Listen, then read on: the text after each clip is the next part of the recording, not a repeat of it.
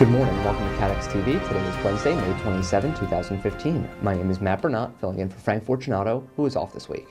Amtrak announced Tuesday that it will begin installing inward-facing cameras aboard its locomotives, following the fatal crash of Amtrak 188 2 weeks ago. The first camera will be installed on board the regional trains that service the Northeast Corridor, as well as the Keystone lines in Pennsylvania. Eventually, the cameras will be installed on all high-speed Acela trains, with the goal of getting cameras on all of Amtrak's lines. Investigators have been frustrated by the lack of clarity about what went on inside the cab in the moments leading up to the crash, and the engineer, Brendan Boschian, has no recollection of what happened. An NTSB spokesman said the investigation is looking into the engineer's situational awareness as part of the human investigation, while another safety board member said that the only way a train could accelerate is if somebody pushed the throttle. The space market has absorbed 3 losses, equivalent to well over half of its annual premium base, over the past month after 3 events hit the sector. A Mexican communication satellite was lost on May 16, with the cost of top-up covers potentially taking it beyond $400 million, as first revealed by the Insurance Insider. This followed the loss of a Russian-led resupply mission to the International Space Station on May 8th, that is set to result in a claim of $39 million, as reported by sister title Inside FAC. The latter came after news that the Egyptian authorities had lost contact with the surveillance satellite EgyptSat-2 on April 23rd. With attempts to reestablish contact failing, sources said that space underwriters are now almost certain to pay out $75 million on a 1-year policy placed by Cooper Gay. Total annual premiums in the space market are roughly $600 to $800 million. So although the market is not yet in a loss position for the year, it cannot afford another major claim.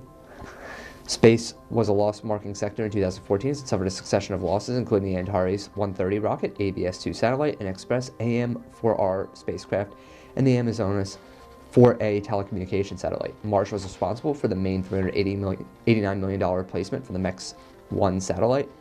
Satellite placements do not have leaders, but the biggest line on the cover is believed to have belonged to Berkshire Hathaway, which will absorb $50 million of the loss. Berkshire picked up the loss via double-digit participation on a Marsh follow-form space facility. Sources said that Berkshire withdrew its line during the early part of 2014 owing to deteriorating market conditions, but policy periods for space risks can run up to 36 months, creating scope for legacy losses. American International Group is understood to have a line around $35 million, with other similarly sized lines written by Swiss Re, Managing General Agency Alesco, and Allianz Global Corporate and Specialty. Smaller participants on the program include XL Catlin, Ace, Munich Re, Taurus, Brit, and Atrium. The loss is well spread throughout the market, as a number of recent malfunctions on the Russian-made Proton M rockets have made carriers wary of putting down big lines.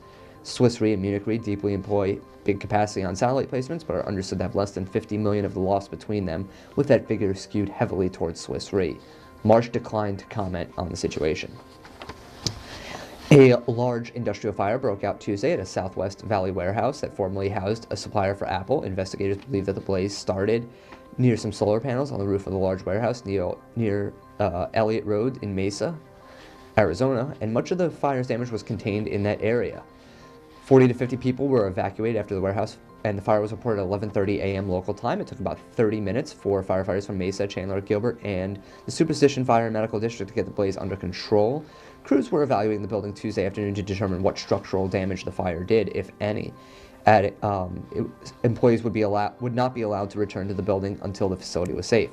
An Apple spokesman referred questions to local fire officials and declined to comment as to what plans the company had for the area.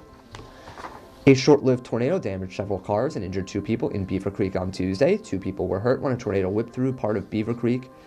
The EF1 tornado touched down near the Green, a popular shopping area, around 5:15 p.m. local time. The tornado tossed or damaged more than 20 cars, uprooted trees, and caused structural damage to 2 businesses and a handful of homes along its half-mile-long track. 2 people suffered minor injuries.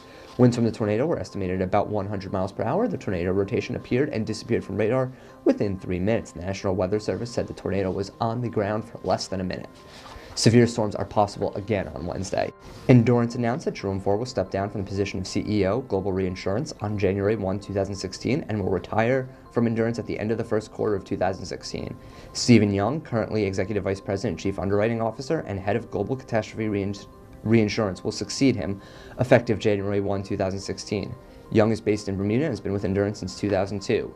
Faure retires after nearly 30 years in the reinsurance industry.